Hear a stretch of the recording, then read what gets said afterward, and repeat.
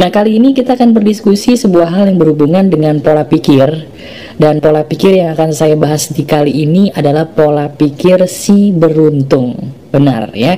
Jadi saya ingin memberitahu kepada kamu, materi ini termasuk materi emas yang bisa kamu dengarkan berulang kali atau tonton berulang kali.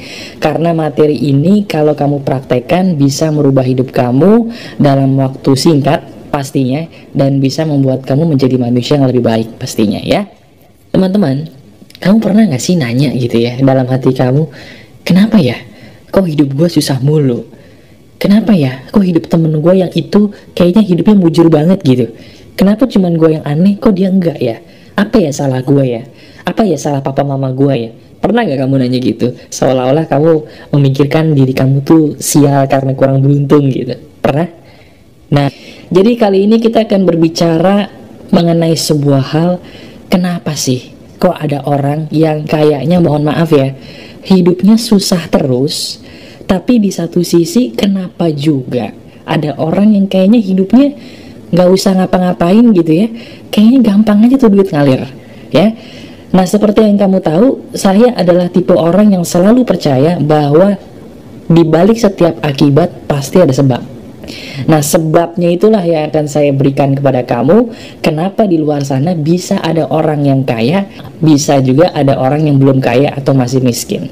Nah, teman-teman, orang kaya itu sebenarnya terbentuk bukan tanpa sebab, tapi mereka terbentuk karena pola pikir mereka adalah pola pikir orang kaya. Nah, sekarang kita langsung praktek. Tanpa basa-basi, saya minta kamu tolong praktek. Prakteknya adalah begini. Kamu tolong sekarang juga ambil kertas, ambil pulpen atau pensil. Ya, ini praktek nih. Kamu ambil kertas, sekaligus ambil pulpen, ambil pensil. Saya minta tolong kamu sekarang selain berdiskusi bersama saya, kamu praktek ya. Nah, sekarang saya anggap kamu sudah ngambil kertas, sudah ngambil pulpen atau pensil. Oke? Kamu tulis di atas, di bagian atas, tulis dengan huruf yang besar, kamu tulis kata-katanya pola pikir orang kaya. Kamu tulis sekarang juga ya, kamu tulis pola pikir orang kaya. Saya menuntut kamu untuk mencatat kali ini, karena ini memang harus dicatat kalau kamu ingin praktek secara menyeluruh ya. Kamu tulis di atas pola pikir orang kaya. Sudah? Sekarang saya akan membicarakan kepada kamu sambil kamu catat ya. Hal-hal apa sih yang bisa membuat orang itu jadi kaya, bahkan yang tadinya kaya tambah kaya? Hal-hal apa sih yang bisa dilakukan oleh mereka sehingga kekayaan mereka kayaknya gak habis-habis gitu ya. Yang pertama, pola pikir orang kaya yang pertama kamu tulis nomor 1 adalah orang kaya selalu punya tujuan hidup yang jelas. Tulis, orang kaya selalu punya tujuan hidup yang jelas. Saya selalu bingung sama orang yang ketika saya tanya tujuan hidupnya apa, mereka cuma menjawab jadi orang sukses. Padahal orang sukses itu terlalu luas ya. Orang sukses dalam hal apa? Orang sukses seperti apa? Orang sukses di bidang apa dan bagaimana? Nah, orang-orang kaya, mereka selalu tahu bahwa gue punya tujuan jelas, pengen ngapain dalam hidup ini.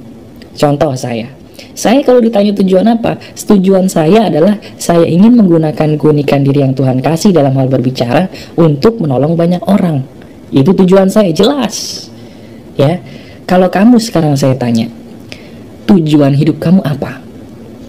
Tujuan hidup kamu harus sangat spesifik dan jelas. Jangan hanya sekedar bilang, tujuan gue jadi orang kaya, tujuan gue cuma jadi orang berguna, tujuan gue pengen jadi orang berhasil. Memang berhasil, kaya, dan berguna itu penting, tapi seperti apa? Spesifik dong. Coba sekarang kamu tulis di kertas yang tadi kamu tulis tujuan hidup saya adalah, kamu pikirkan itu baik-baik. Ini adalah langkah sepele, langkah awal, tapi kalau kamu tidak punya tujuan dalam hidup, percaya, kamu gak akan jadi apa-apa. Dan saya berani jamin, penyebab utama kamu rezekinya gitu-gitu aja sebenarnya karena tujuan kamu kurang jelas, kurang spesifik. Itu pasti. Perumpamannya seperti sebuah pesawat terbang. Kalau pesawat terbang, dari awal dia lepas landas, dia jelas tujuannya kemana, betul nggak? Bayangkan kalau pesawat terbang, ketika dia lepas landas, pilotnya bingung, gue mau mendarat di mana ya? Apa kamu nggak ngeri jadi penumpangnya? Betul nggak? Kamu naik taksi pun, ketika kamu naik taksi, supir taksi akan langsung bertanya, mau kemana pak, mau kemana bu? Nggak mungkin kamu ditanya begitu, kamu jawab, nggak tahu ya, yang penting sampai. Ya supir taksinya bingung, sampai kemana? Ya, sampai ke kuburan, sampai ke rumah makan, sampai ke penjara, apa sampai ke jurang gitu. Ya kan? Jadi sekarang yang nomor satu, tentukan dulu prioritas hidup kamu. Pengen jadi apa? Kamu tuh pengen jadi apa sih? Kamu pengen jadi apa? Tujuan hidup kamu tuh apa? Ya, coba pikirkan baik-baik. Pikirkan baik-baik, nggak usah sekarang, mungkin nanti setelah kamu dengarkan audio ini atau video ini, kamu nomor satu, pikirkan tujuan hidup kamu harus jelas. Oke? Yang kedua, masih ada hubungannya dengan tujuan hidup. Tadi saya nanya tujuan hidup kamu apa? Nah sekarang saya tanya, tujuan hidup kamu apa itu kapan? Mantap nih, ya kan? Kamu sudah saya tanya tujuan hidup lu apa, dan saya kasih tanya lagi, kapan kamu mau merealisasikan itu? Contoh, kalau kamu nanya, Mas bro, tujuan lu hidup apa? Tujuan hidup gue pengen menolong banyak orang dengan kemampuan gue dalam berbicara. Kapan? Sekarang juga, ya kan? Nanti tujuan hidup saya meningkat lagi nih. Kayak misalnya saya pengen buat seminar. Kapan? Tahun 2017 awal misalnya. Jadi jelas, semakin kamu tujuannya jelas apa dan kapan, percaya nasib kamu pun pasti beda, ya. Jadi yang nomor dua, tulis kapan.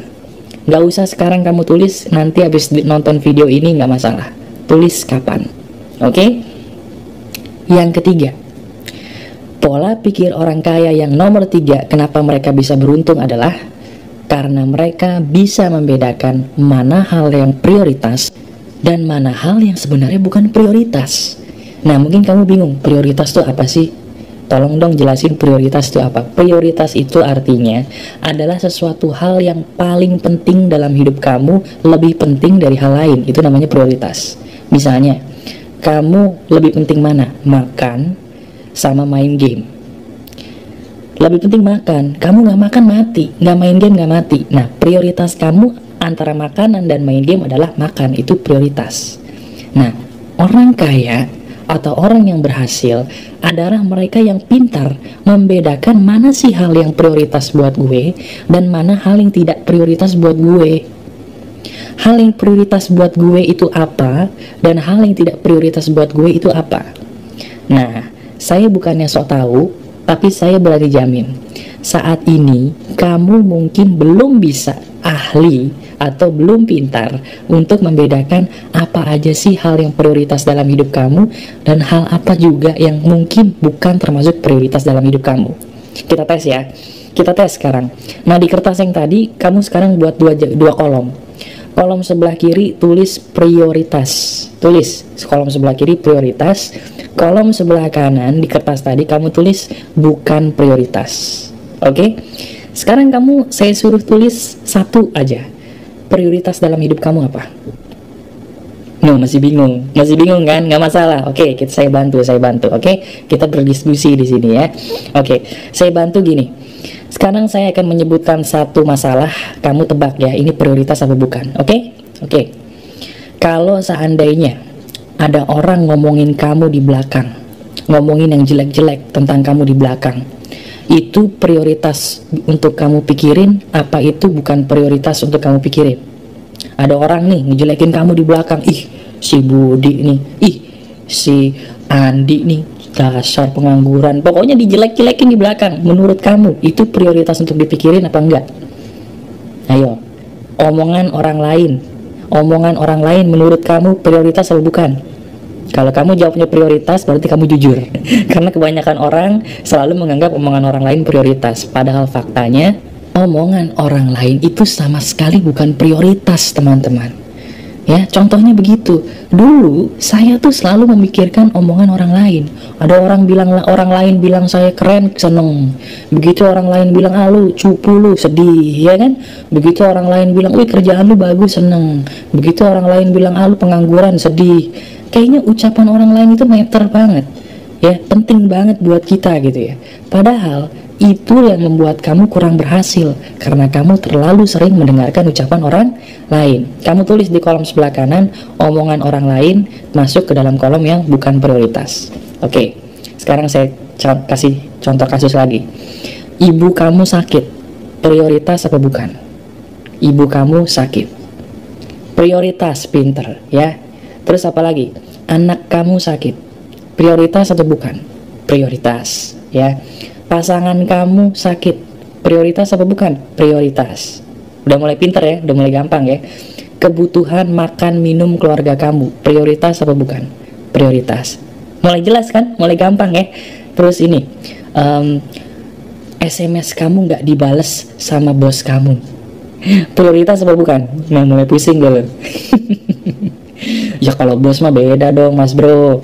Bos gue ntar kalau SMS gue nggak dibalas bos gue, ntar gue nggak dapet proyek gitu kan.